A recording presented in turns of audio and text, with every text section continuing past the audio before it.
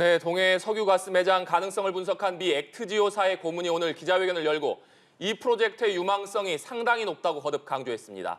액트지오사를 둘러싼 전문성 논란에 대해서도 직접 답을 했는데요. 정치권과 국민 여론이 어떻게 반응할지 주목됩니다. 네, 이런 가운데 여야의 당원 당규 개정을 두고 각 당내 의견이 분분합니다. 윤희석 국민의힘 선임 대변인, 서영주 전 더불어민주당 상근 부대변인, 윤희웅 오피니언 라이브 여론분석센터장과 자세히 짚어보겠습니다. 안녕하세요. 어서 오십시오. 안녕하세요. 어서 오십시오. 네, 말씀드린 대로 미 액트지오사의 고문이 오늘 기자회견을 열었습니다. 프로젝트의 여부, 석유 전제 여부를 결정짓는 여러 조건들에 상당히 부합한다. 20%의 성공률은 다른 프로젝트들과 비교했을 때 상당히 높은 수준이다. 이렇게 강조를 했는데 오늘 기자회견 어떻게 들으셨습니까? 네, 일단 이 분석을 실행한 회사의 고문이 와서 네. 여러 가지 질문에 대답을 하는 과정 자체가 국민들께서 가지고 계신 어떤 의문점 이런 것들을 상쇄할 수 있는 그런 부분이 분명히 있었다고 생각합니다. 물론 아브레우 박사도 얘기했듯이 직접 시추를 해서 뭔가 샘플이 나오고 그런 게 아니지 않습니까? 그래서 이게 말로만 해명하고 질문 답변하는 과정이 어느 정도까지 의문 해소에 도움이 됐냐 그 여부에 대해서는 의견이 다를 수는 있겠지만 적어도 전문가라고 볼 수 있는 사람이 와서 굉장히 가능성이 높은 매장 여부에 대해서 저렇게 얘기를 해줬고 또 그동안 진행되었던 상황에 대해서도 설명을 했기 때문에 네.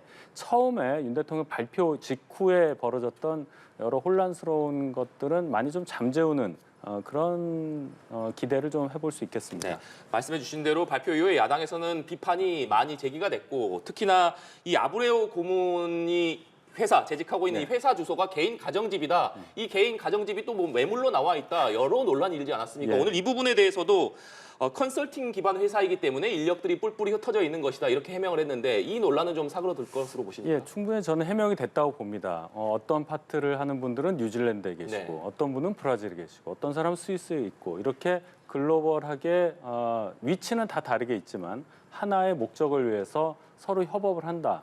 지금은 여러 가지 통신 수단의 발달로 인해서 충분히 격지에서도 일을 같이 할 수 있다는 부분을 강조했다고 보고요.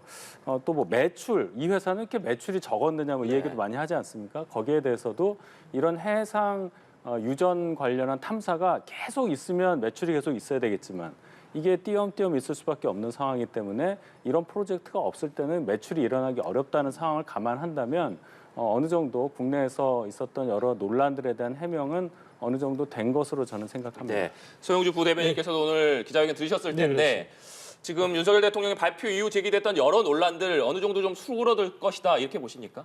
그렇지는 않을 것 같고요. 애시당초 윤석열 대통령이 발표를 하실 때 왜 이렇게 급했지라는 국민적인 의문은 해소되지 않았다. 더더욱 깊어졌을 것이다.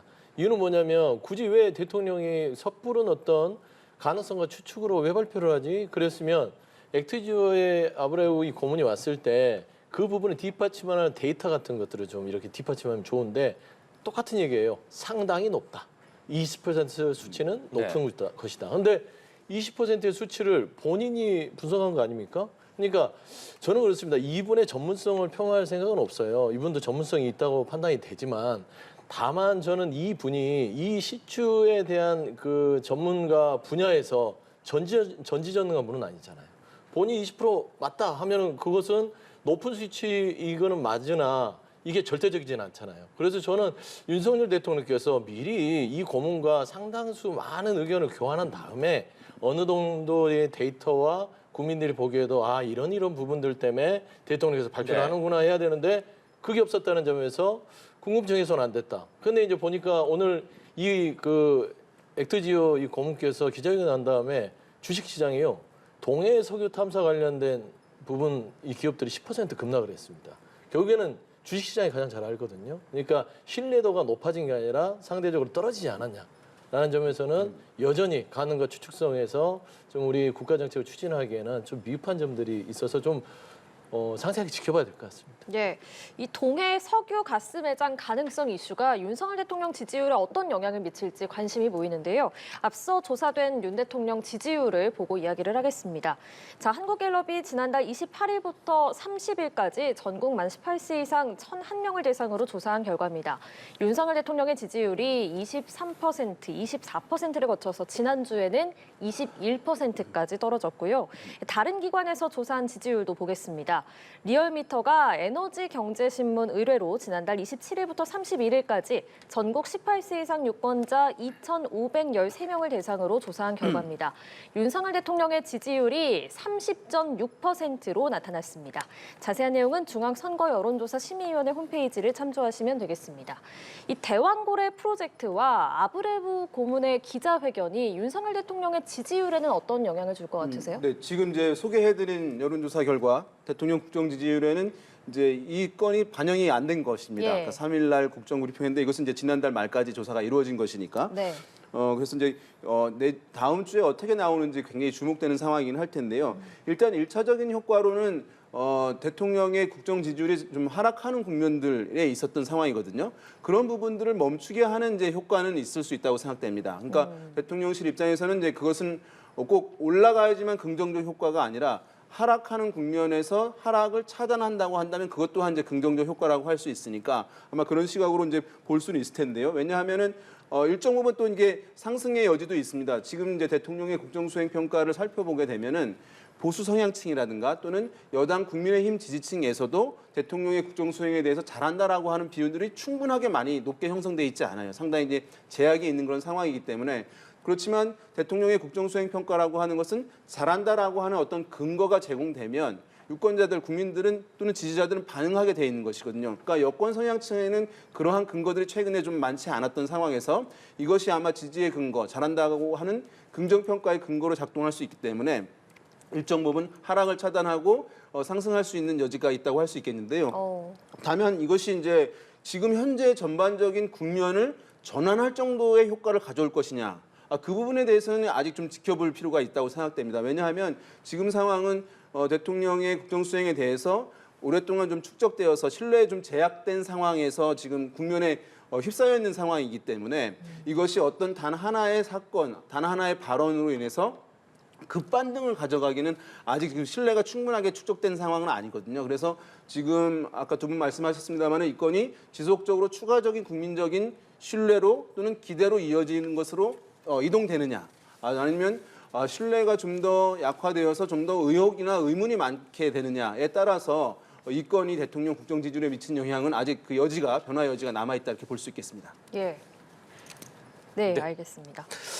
그리고 여야 당내 상황도 한번 살펴보겠습니다. 여야 모두 전당대회를 앞두고 당원당규 개정 논의에 한창인데 먼저 국민의힘에서는 지도체제 그리고 민심 반영 비율이 쟁점입니다. 윤희석 대변인님, 지금 황우여 비대위원장이 이른바 부대표 체제라고 할 수 있을 것 같은데 그러니까 당대표와 당대표 후보 중에서 2위를 한 사람은 최고위원이지만 이것이 실상 부대표와 같은 역할을 할 수 있도록 2인 지도체제 아이디어를 냈습니다. 물론 원내에서는 지금 지도체제를 유지해야 된다 이런 의견들이 나왔습니다만 실제로 특위에서 이 부분이 어느 정도로 논의될 것인지 어떻게 전망하십니까? 논의를 일단 비대위원장께서 꺼내셨기 때문에 이제 집중적으로 이 부분에 대해서 당내 의견을 수렴하는 과정이 있어야 되겠죠. 이런 안을 한 번도 해보지 못한 이 제도를 하고자 하는 이유는 그동안 저희가 21대 국회만 하더라도 6번의 지도부가 있었는데 전당대회를 통해서 정식 당대표가 있었던 기간이 2번밖에 없습니다. 4번은 다 비대위원장 체제였다. 그렇다면 이런 식으로 당대표 1인이 주로 당무를 맡는 단일성 집단지도 체제가 무너질 경우에 계속 비대위, 전당대회, 또 다른 비대위 이게 맞느냐 하는 문제의식에서 시작된 안의 구성이라고 저는 생각을 하거든요.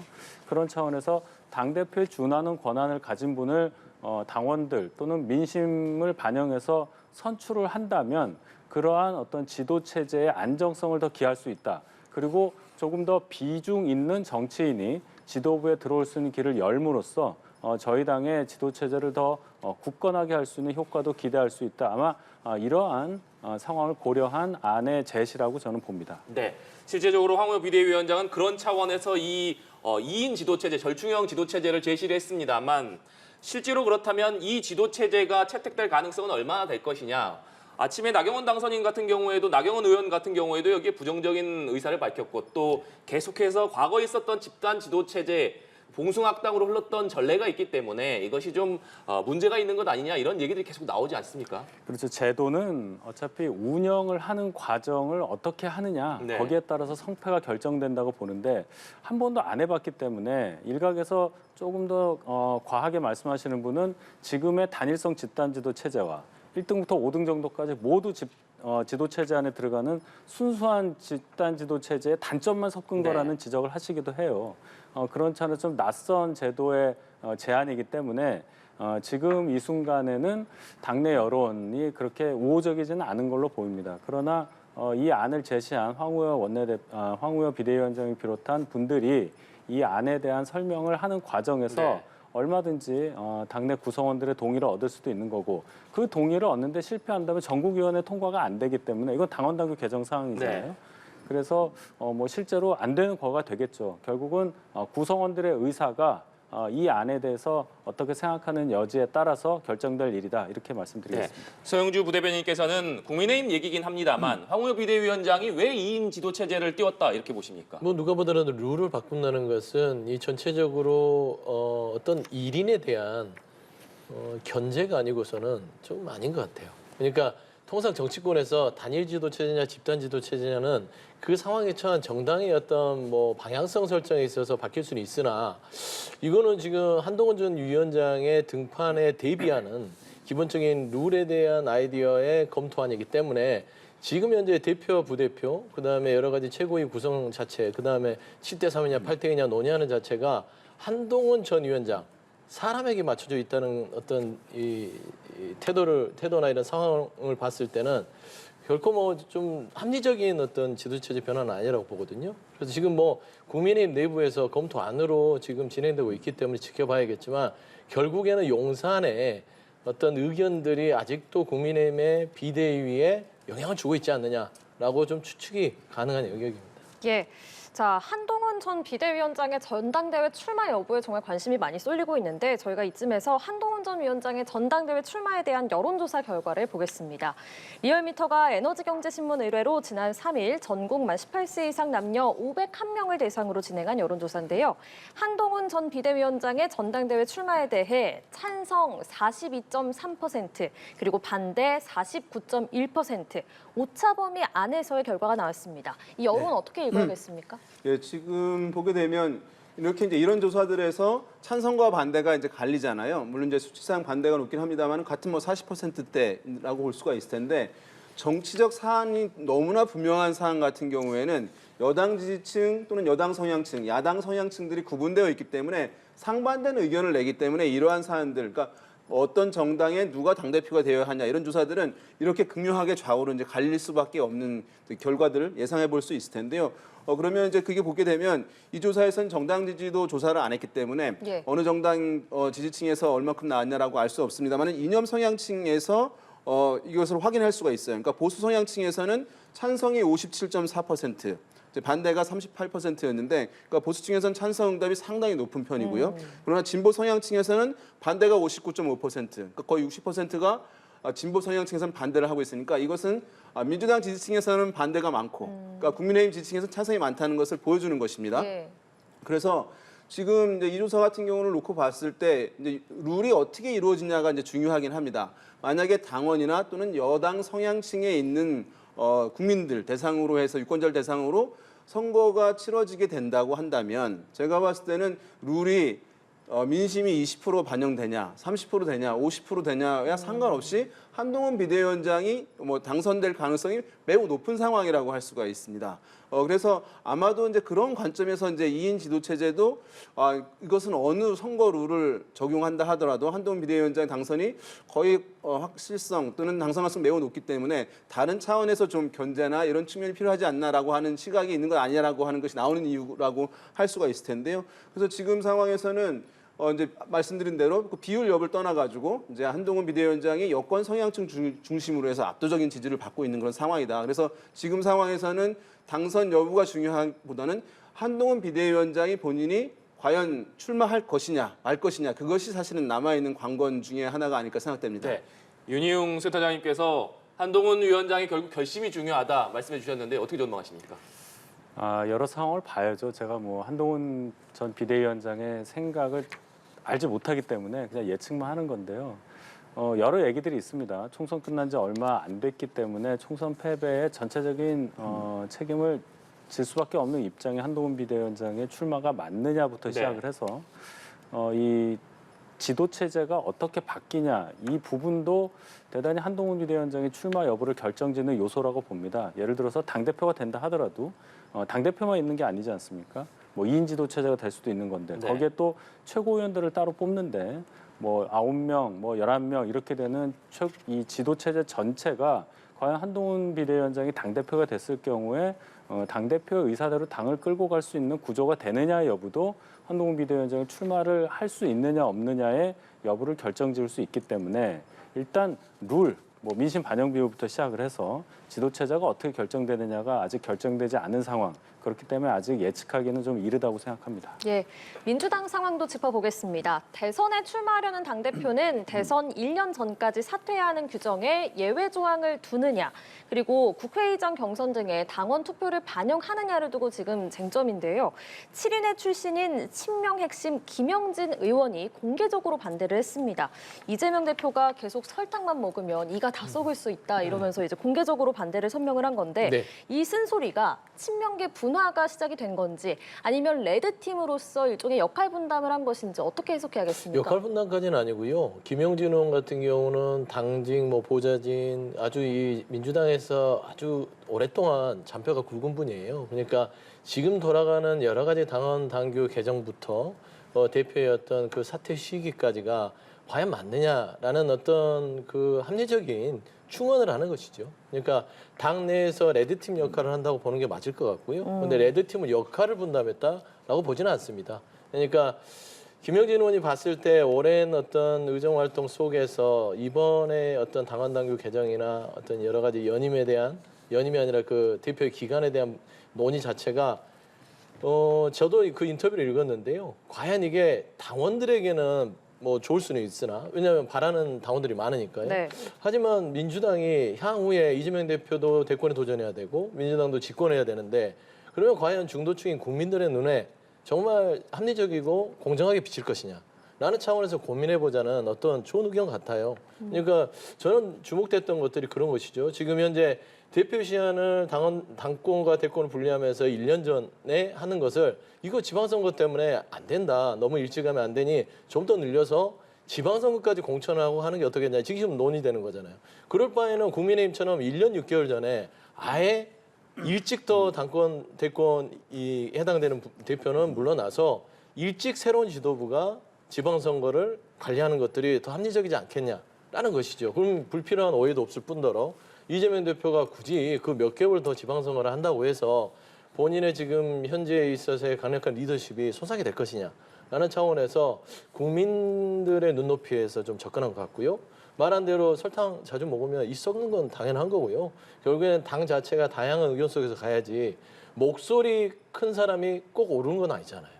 작은 목소리도 옳은 소리 할 수 있습니다. 그래서 목소리 큰 게 장땡이 아니기 때문에 결국에는 많은 것들을 다양한 의견들을 좀 보듬고 가자라는 목소리라서 저는 이게 분화라고 생각하지는 않습니다. 예, 김영진 의원이 역할 분담까지는 아니고 충원을 한 것이다. 분화까지는 또 아니다 이렇게 말씀하셨는데 상대당 입장에서 어떻게 해석하세요? 예, 저희도 비슷한 똑같은 문제를 지금 논의를 하고 있어요. 저희는 1년 6개월 전에 선출직 당직을 그만둬야 하는 규정을 갖고 있거든요. 여기에 대해서도 변화를 주겠다는 게 현재 당원당규 개정위원회 입장인데요. 예. 김영진 의원이 전체 국민의 시각에서 이재명 대표 잘 되라고 하신 말씀이라고 저는 이해를 합니다. 근데 이 과정에서 잘 보면은 민주당 내에 특히 두드러진 이 극렬 지지층은 김영진 의원 생각과 전혀 다른 모습을 보이는 걸로 저는 이해하고 있습니다. 이것이 분화가 되든 아니든 이 얘기 하나로만 봐도 민주당의 지금 구성이 대단히 좀 정치적으로 볼 때 위험한 구성이라는 것은 확실히 드러나고 있다. 정치 상황이 전개됨에 따라서 이러한 하나의 가능성, 이거 가지고도 민주당의 앞길이 그렇게 순탄하게만 보이지 않는다. 객관적 시각에서 말씀드렸습니다. 예, 이 대선 출마 시 1년 전에 당대표에서 사퇴해야 된다는 규정에 예외 조항을 두는지 이 여부에 대해서 국민들은 어떻게 생각을 하는지 저희가 또 여론조사를 결과 준비를 했습니다. 데일리안이 여론조사 전문기관 여론조사 공정주식회사에 의뢰해서 지난 3일부터 4일까지 전국 남녀 1,004명을 대상으로 진행한 여론조사고요. 민주당의 대선 출마 시 1년 전 당대표 사퇴 규정의 예외 조항 신설 개정을 두고 적절하지 않다는 의견이 오차범위 내에서 높게 나왔습니다. 민주당 지지층과 호남 등에서는 적절하다는 응답이 더 높게 나왔거든요. 이 부분은 어떻게 봐야겠습니까? 그렇습니다. 이 조항이 사실은 맨 처음에 생겨났을 때는 나름 이제 타당한 이유가 있으니까 또 국민적 공감대 또는 뭐 지지자들의 공감대가 있었기 때문에 오랫동안 이제 유지해 온 것이긴 할 텐데 지금 이제 이런 특수한 상황에서 이제 개정 논의가 불거지고 있는 상황인데요. 말씀하신 대로 조사 결과는 양쪽에 이제 팽팽하게 나온 상황입니다. 사실 이제 이것도 보게 되면 세부적인 결과 데이터를 보지 않아도 여당 지지층 또는 여당 성향층과 야당 성향층이 바라보는 입장이 차이가 있구나라는 것을 분명하게 이제 알 수가 있는 성격의 조사입니다. 그래서 실제로 보게 되면 이 조사에서 국민의힘 지지층 같은 경우에는 적절하지 않다라고 하는 응답이 73.6%나 나오고 있고요. 네. 민주당 지지층에서는 먼저 반대의 입장을 보여서 적절하다가 77.3%가 나오고 있으니까 완전히 이제 반대의 시각에서 지지층들이 이 사안을 이제 바라보고 있는 상황입니다. 눈여겨볼 지점은 이제 말씀하신 대로 민주당 지지층들의 이제 시각이긴 한데요. 다양하게 이제 시각이 있을 수 있겠습니다만은 최근에 이제 민주당 지지층들 같은 경우에 어쨌든 이재명 대표에 대해 굉장히 어쨌든 지도부에 대해서 긍정적인 시각을 접근하고 있고 또 이것이 여야 간의 극렬한 대립이 있는 상황이기 때문에 특별하게 이제 야당 자체를 보호해야 된다라고 하는 인식이 상당히 이제 강하게 깔려 있습니다. 그러니까 과거에 우리가 이런 표현들을 많이 썼는데요. 어떤 지지층의 결집도가 매우 높다라는 표현들을 했는데요. 그것이 이제 과거에는 보수 성향층에서 보수 정당에 대한 지지에서의 결집도가 상당히 높았습니다. 그것이 한 4년, 5년 전까지 이제 그랬던 것인데 지금 보게 되면 오히려 보수층의 결집도는 좀 느슨해져 있고 민주당 지지층, 야당 지지층에서의 결집도는 상당히 높아져서 당의 어떤 주류의 입장에 대해서 지지해주고 그것을 옹호하는 기류도 상당히 강해졌거든요. 그래서 지금 이 조사도 어떻게 보면은 대선 1년 전 예외 조항 두는 것이 좀 논란이 클 것 같습니다만은 민주당 지지층에서는 그것이 뭐 받아들일 수 있다, 적절하다라고 하는 그런 이제 시각을 강하게 이제 보여주고 있어서. 그러면 이제 민주당 입장에서는 지지층들이 강경하게 당원들은 훨씬 더 찬성 비율이 높을 것이거든요. 그러니까 당원과 또는 지지자들의 이런 입장 때문에 사실은 그것을 한번 시도해 보려고 하는 흐름들이 있을 텐데 그러나 이제 그 와중에서는 여러 가지 이제 정치적 오해 또는 정치적 논란 또 야당이 또 여권으로부터 공세받는 국면들 이런 것들도 가능성도 상대적으로 높아질 수 있는 그런 상황이라고 하겠습니다. 네, 마지막으로 이 내용 짧게 짚어보겠습니다. 김정숙 여사의 인도 방문을 둘러싼 공방이 격화하고 있는 와중에 오늘 도종환 전 문체부 장관이 김 여사가 포함된 모디 총리, 인도 모디 총리의 초청장을 공개하면서 여당의 주장을 재차 반박을 했습니다. 서영주 부대변인께서도 네. 오늘 기자회견 보셨을 텐데 네네. 여당이 지금 계속 제기하고 있는 문제에 좀 답변이 됐다 이렇게 보십니까? 그러니까 여러 차례 설명을 했는데 못 알아들으니까 결국엔 기자회견을 통해서 세세하게 알려준 겁니다. 그러니까 초등학생에게 알려주듯이 가르친 것이죠. 그러니까 국민의힘이 마음은 알겠어요. 김건희 여사의 특검에 맞불 형식으로 김정숙 여사를 꺼내 들어서 특검을 주장하면서 마치 김정숙 여사가 6,200만 원어치의 기내식을 먹은 것처럼 했는데 세부 내용을 보니까 그게 아니잖아요. 운송비, 보관비 해서 결국에는 한 4천여만 원은 그 비용이 되는 것이고 기내식은 한 2천여만 원대 된다는 것입니다. 그거를 이제 36명 플러스 승무원 등까지 해서 뭐 기존에 있었던 순방에서 먹었던 기내식 정도의 비용이 네. 나왔다라는 것이에요. 근데 이 부분에 있어서는 어떤 입장도 밝히지 않고 있고요. 단지 배현진 의원이 오늘 이 입장을 밝혔더라고요. 그러니까 인도 측에서 초청장 보낸 자체가 무슨 퍼즐이 맞춰졌다라고 하면서 포기를 하지 모르는 것 같은데요. 이거는 나중에 더 끌고 가면 결국에는 국민한테도 망신당하고요. 인도한테도 망신당합니다. 결국에 그러면은 이 모든 해답을 줄 거는 인도의 모디 총리밖에 없지 않겠습니까? 그러면 모디 총리한테 초청장을 보냈습니까? 셀프 초청이 맞습니까? 물어보는 수밖에 없어요. 그럼 배현진 의원은 여기에서 더 이상 정책적인 소모 이런 시간에 가질 것 같으면 직접 모디 총리에게 물어보십시오. 셀프 초청이 맞는지. 윤희석 대변인께서는 어떻게 들으셨습니까? 그 여러 가지 뭐 기내식 비용이라든지 여기에 대해서 해명과 질문이 오가고 이 과정에 대해서 너무 세세한 부분까지 간다는 국민들의 여론에 저도 귀를 기울이고 싶습니다. 애초에 이 문제는 대통령 배우자가 대통령이 아님에도 대통령의 휘장을 단 대통령 전용기 2호를 타고 인도에 갔다. 이 부분에서부터 국민적인 의혹이 시작된 것이거든요. 그런데 오늘 기자회견도 마찬가지고 그동안의 민주당 측에서 나온 해명은 그 부분에 대해서 답변하는 내용은 없었다고 저는 생각합니다. 이 부분, 즉 대통령이 아닌 사람이 대통령 휘장이 달린 대통령 전용기를 타고 외국에 가는 것이 맞느냐? 지금도 다시 그런 결정을 내릴 수 있느냐? 여기에 대해서만 정확히 답변하신다면 저희가 제기하는 의혹에 대해서도 충분히 국민들께 설명이 되리라고 저는 생각합니다. 예, 알겠습니다. 지금까지 윤희석 국민의힘 선임 대변인, 서용주 전 더불어민주당 상근 부대변인, 윤희용 오피니언 라이브 여론분석센터장과 이야기 나눴습니다. 오늘 세 분 고맙습니다.